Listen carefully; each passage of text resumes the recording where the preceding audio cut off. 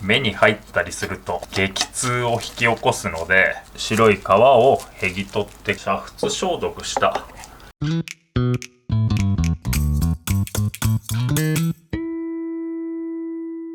柚子胡椒の作り方ということで、柚子胡椒ってこれね、柚子と、唐辛子と、お塩を混ぜるだけで簡単に作れますんで、今日は柚子胡椒の作り方を紹介しようかと思います。最初にね、まずはこの柚子のこういった傷の部分、この部分を、掃除しますと。それから皮を刻んで、唐辛子を刻んで、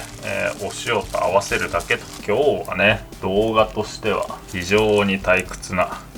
動画ではあるかなと。こういった形で柚子のね、傷を掃除できましたら、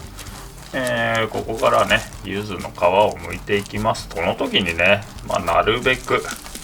の柚子の白い部分は剥ぎ取らないよう、だから黄色い部分だけね使うようにしてください。これね、柚子胡椒とかってね、結構長期保存が効くものなんですけれど、こういうね、長期に保存する食材の場合は、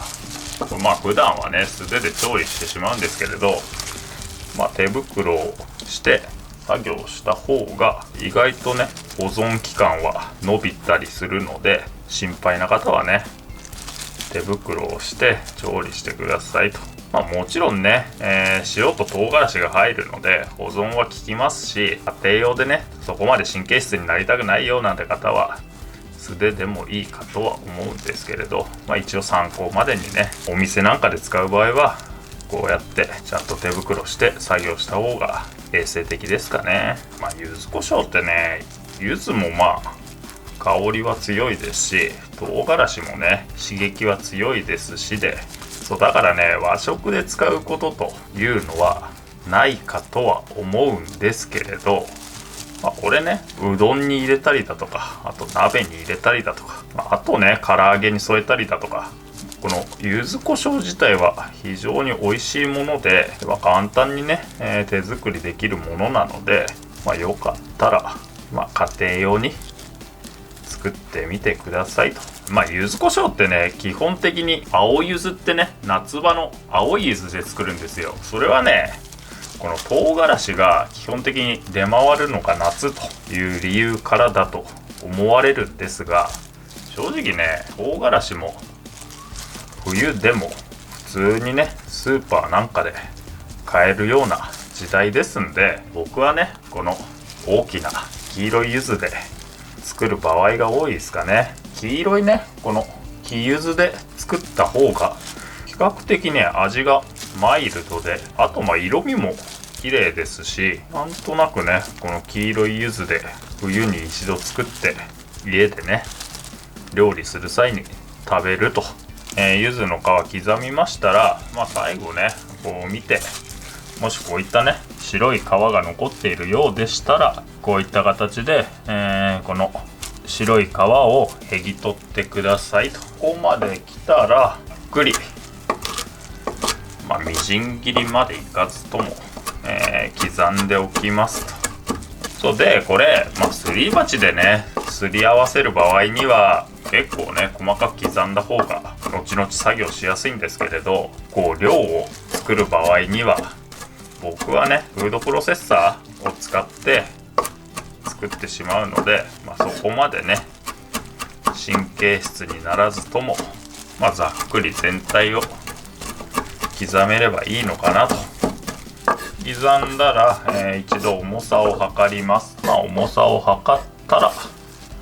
何かにねメモしておくといいんじゃないでしょうかと。今回ね 67g ね、柚子の重さを測りましたら、今度はね唐辛子を刻んでいきます。で唐辛子はね、これ上のヘタを落として、ここで半分に割って、この中の種を取り出してと。これね、唐辛子を素手で触って、そのままね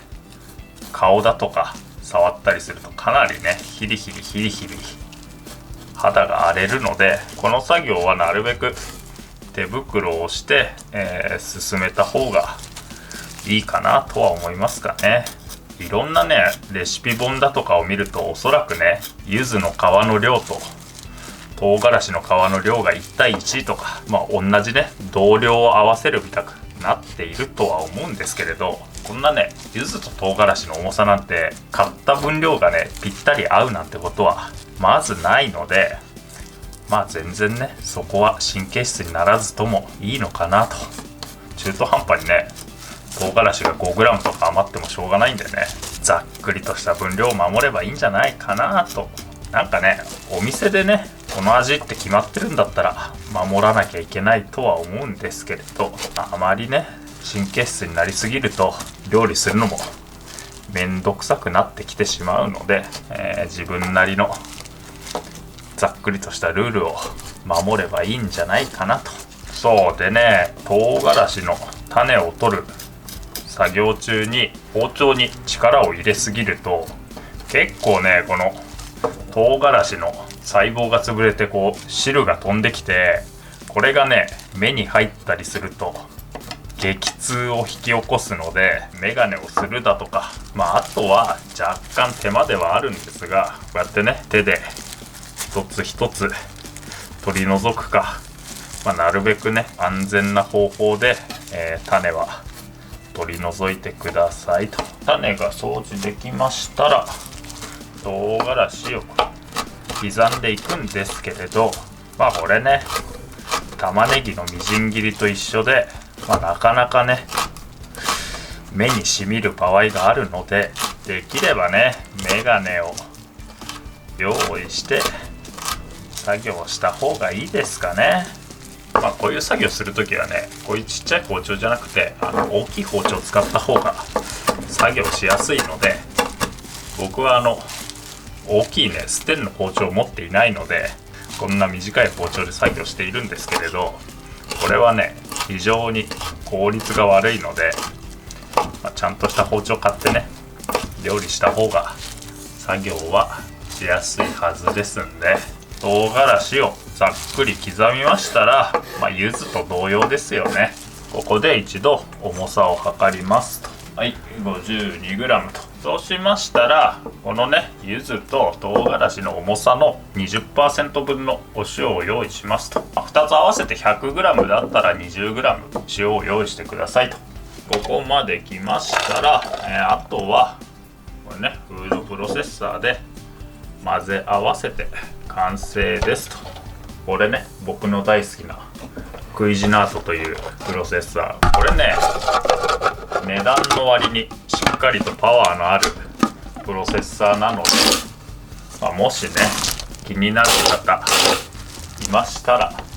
概要欄に貼っておきますので、クリックしてみてくださいと。これねあとはこういった形で混ぜ合わせれば完成です。プロセッサーってねこのね基本的に上に穴が開いてて、ここからね物を入れられるようになっているんですけれど、柚子胡椒を作る場合はここから唐辛子の成分飛んでくるので、なるべくね手で押さえて作業した方がいいのかなとは思いますかね。これどうしても周りの壁についたりで混ざりきらない